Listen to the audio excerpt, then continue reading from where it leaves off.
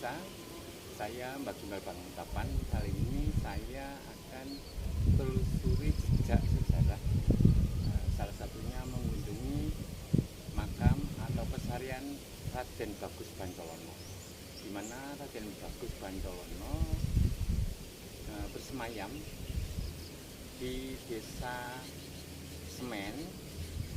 Kalau dusunnya dusun Tegalrejo, desa Semen, kecamatan Ngetornadi, Magetan, di mana wilayah ini adalah wilayah babat dari Raden Bagus Bancolono yang sekarang berganti nama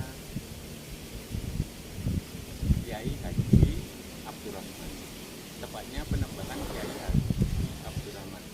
Salah satu diantaranya ini adalah generasi keempat dari